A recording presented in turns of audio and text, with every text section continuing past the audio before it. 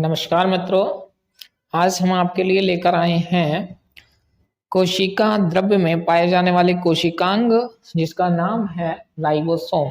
अर्थात आज हम लोग जो है राइबोसोम के बारे में विस्तार से अध्ययन करने वाले हैं और देखेंगे कि राइबोसोम क्या होता है, कहाँ पाया जाता है, क्या क्या काम करता है, कितने प्रकार का होता है। इन सारी चीज़ों के बारे में हम लोग विस्तार से अध्ययन करने वाले हैं। लेकिन उससे पहले यदि आप मेरे चैनल पर नए हैं तो मेरा चैनल लाइक कीजिए, सब्सक्राइब कीजिए, शेयर कीजिए और बेल आइकन को अवश्य दबाइए ताकि आपको आने वाली हर वीडियो की नोटिफिकेशन मिल सके। चलिए भाई स्टार्ट करते हैं आज का टॉपिक राइबोसोम के बारे में। पहली बात तो यही कि राइबोसोम होता क्या है, राइबोसोम किसे कहते हैं।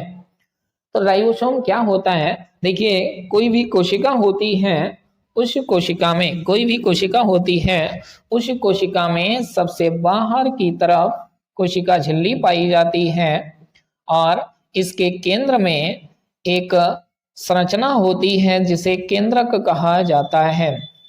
इस केंद्रक में धागे जैसी उलझी हुई संरचनाएं होती हैं और केंद्रक और कोशिका झिल्ली के बीच में यहाँ पर तरल द्रव भरा रहता है, तरल द्रव भरा रहता है।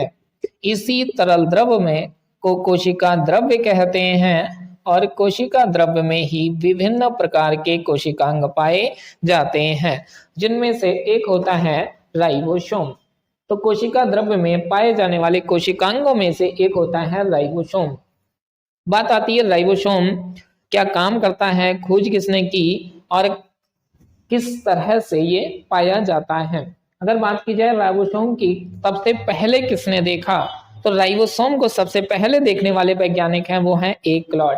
एकलॉड नाम के वैज्ञानिक ने 1943 में सबसे पहले राइबोसोम को देखा और इसे माइक्रोसोम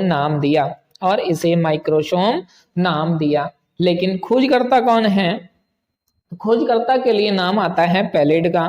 1955 में पैलेड नाम के वैज्ञानिक ने राइबोसोम की खोज की थी और इस कार्य के लिए इन्हें 1974 में नोबेल पुरस्कार से सम्मानित किया गया।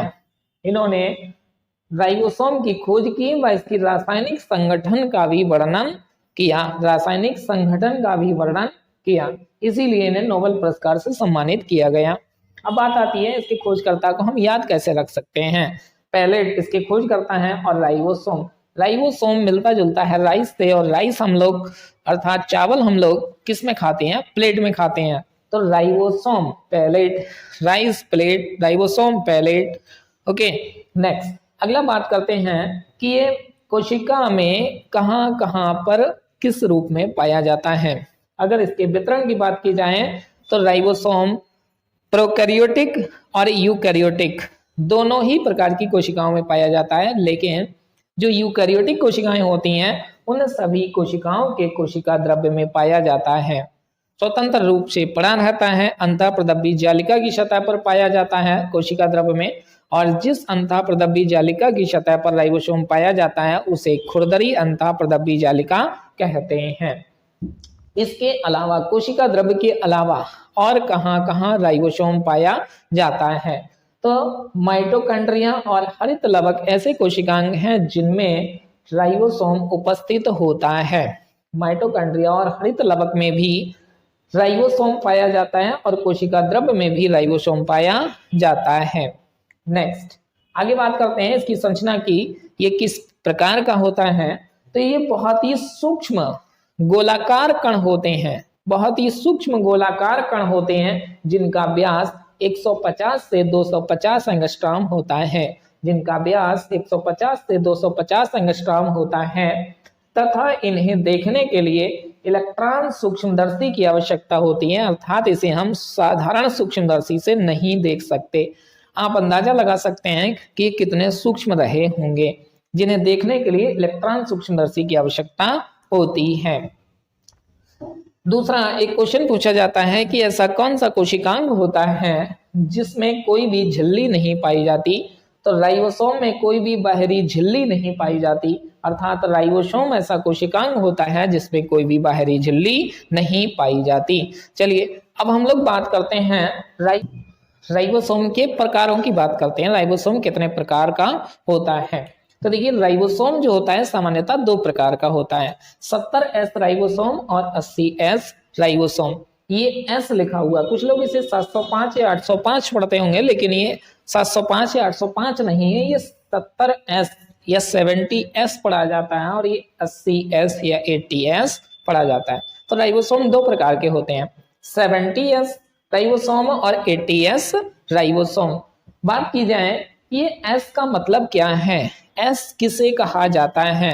तो देखिए एस का मतलब होता है सेडिमेंटेशन यूनिट या अवसादन गुणांक से, सेडिमेंटेशन यूनिट या अवसादन गुणांक से, जिसे स्वेडबर्ग यूनिट भी कहा जाता है। अब ये स्वेडबर्ग क्या होता है, सेडिमेंटेशन यूनिट क्या होती है? देखिए राइबोसोम बहुत ही सूक्ष्म कण है जिन्हें देखने के लिए हमें इलेक्ट्रॉन सूक्ष्मदर्शी की आवश्यकता होती है। अब देखिए इन्हें पहचान करने के लिए क्या करते हैं, एक सेंट्रीफ्यूग मशीन होती है और उसमें भी बेहतर क्वालिटी की, जिसे अल्ट्रा सेंट्रीफ्यूग कहा जाता है। Ultra centrifuge, centrifuge just like mixie, mixie की तरह एक मशीन होती है, बहुत तेज राउंड पर घूमती है। जब हम राइबोसोम को डिटेक्ट करना चाहते हैं या देखना चाहते हैं तो क्या, या अलग करना चाहते हैं तो क्या करते हैं, उसी अल्ट्रा सेंट्रीफ्यूग मशीन में विशेष प्रकार की नलियां लगी होती हैं और एक विशेष द्रव में राइबोसोम को रखा जाता है उस मशीन के अंदर और बहुत ही तेज राउंड पर घुमाया जाता है उसे। जब बहुत ही तेज राउंड पर घुमाते हैं तो उसमें से कुछ राइबोसोम 70S वाली नली पर बैठ जाते हैं, जबकि दूसरी स्पीड पर कुछ राइबोसोम 80S वाली नली पर बैठ जाते हैं। इसी आधार पर उन्हें 70S राइबोसोम और 80S राइबोसोम कहा जाता है। एस मतलब सेडिमेंटेशन यूनिट, कितने स्पीड पर वो जो है बैठ रहे हैं अर्थात अवसाद के रूप में प्राप्त हो रहे हैं, इसीलिए उन्हें जो है एस से प्रदर्शित किया जाता है। अब बात आती है कि जो 70S राइबोसोम होता है वो छोटी छोटी उप इकाइयों से मिलकर बना होता है, जिसमें दो उप इकाइयां होती हैं, एक छोटे आकार की और एक बड़े आकार की। तो जो बड़े आकार की उप इकाई होती है उसे 50S कहते हैं और जो छोटी यूनिट होती है उसे 30S कहा जाता है। अर्थात 70S राइबोसोम 50S और 30S से मिलकर बना होता है, 50S और 30S से मिलकर बना होता है। कुछ लोग सोच रहे होंगे 50S और 30S 80S हो गया, नहीं, 50S और 30S जब एक दूसरे से मर्ज करते हैं तो 10S यूनिट जो होती है वो मर्जिंग में चली जाती है, इसलिए 70S बचता है। ठीक इसी प्रकार ये जो 80S होता है इसकी यूनिट जो है 60S और 40S कहलाती है और 20S यूनिट जो है मर्जिंग में चली जाती है। अब बात आती है 70S राइबोसोम का आणविक भार कितना होता है? तो 70S राइबोसोम का आणविक भार है 2.7 गुणा 106 डाल्टन, इतना आणविक भार होता है। बात आती है कि ये कौन कौन सी कोशिकाओं में पाया जाता है, यूकैरियोटिक या प्रोकैरियोटिक? आपने पढ़ा होगा या सुना होगा कि प्रोकैरियोटिक कोशिकाओं में 70S होता है और यूकैरियोटिक कोशिकाओं में 80S होता है। जी नहीं, 70S राइबोसोम सभी प्रोकैरियोटिक कोशिकाओं में तो है ही है, साथ ही साथ यूकैरियोटिक कोशिकाओं के जो कोशिकांग होते हैं जैसे हरित लवक और माइटोकॉन्ड्रिया, हरित लवक और माइटोकॉन्ड्रिया में भी 70S राइबोसोम पाया जाता है, 70S राइबोसोम पाया जाता है। अर्थात यूकैरियोटिक कोशिकाओं में 70 और 80 दोनों प्रकार के राइबोसोम पाए जाते हैं। अब बात आती है 80S राइबोसोम की।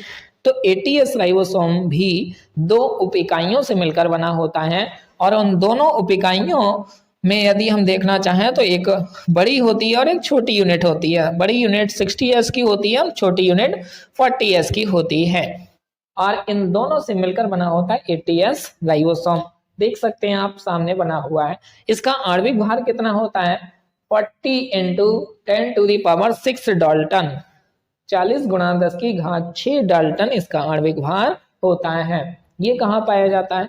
ये जितने भी यूकैरियोटिक कोशिकाएं हैं उन सब में पाया जाता है, लेकिन सभी यूकैरियोटिक कोशिकाओं में 70S और 80S दोनों प्रकार के राइबोसोम पाए जाते हैं। ये आप याद रखिएगा। नेक्स्ट, अब बात आती है कि ये दोनों उपिकाइयां कब जुड़ती हैं और कब अलग होती हैं।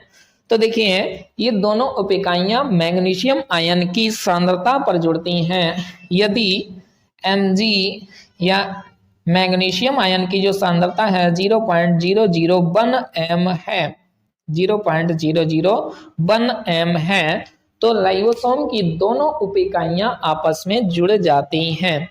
और अगर मैग्नीशियम आयन की सांद्रता 0.001 m से कम है तो ये दोनों उपिकाइयां अलग अलग हो जाती हैं। बात आती है अगर ज्यादा हो जाए इससे सांद्रता तो क्या होगा? अगर इससे ज्यादा सांद्रता हो जाए, अगर इससे ज्यादा सांद्रता हो जाए तो क्या होता है कि ये राइबोसोम की जो उपिकाइयां हैं ये आपस में जुड़ती चली जाती हैं और एक चेन का निर्माण कर लेती हैं। इस चेन को पॉलीसोम या पॉलीराइबोसोम कहा जाता है। क्वेश्चन पूछा जाता है पॉलीसोम किसे कहते हैं या पॉलीराइबोसोम किसे कहते हैं। तो देखिए, जब किसी mRNA स्टैंड पर बहुत सारे राइबोसोम एकत्र होते चले जाते हैं और एक श्रृंखला का निर्माण कर लेते हैं तो उसे पॉलीसोम या पॉलीराइबोसोम कहते हैं। कब एकत्र होंगे? जब मैग्नीशियम आयन की कंसंट्रेशन कितनी हो? 0.001 m से अधिक होनी चाहिए।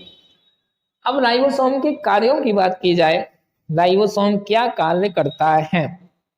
तो देखिए, कोशिका में ये जहां जहां पर भी पाया जा रहा है वहां वहां पर प्रोटीन निर्माण का कार्य कराता है, अर्थात प्रोटीन निर्माण के कार्य में महत्वपूर्ण भूमिका निभाता है। इसीलिए राइबोसोम को प्रोटीन निर्माण की फैक्ट्री कहा जाता है। क्वेश्चन पूछा जाता है कोशिका की प्रोटीन निर्माण की फैक्ट्री किसे कहते हैं? तो राइबोसोम को कोशिका की प्रोटीन निर्माण की फैक्ट्री कहा जाता है। दूसरा क्वेश्चन पूछा जाता है कोशिका का इंजन किसे कहा जाता है? तो राइबोसोम को ही कोशिका का इंजन कहा जाता है। Thanks for watching. आप देखते रहिए ऐसे ही आर के कैटालिस्ट क्लासेस।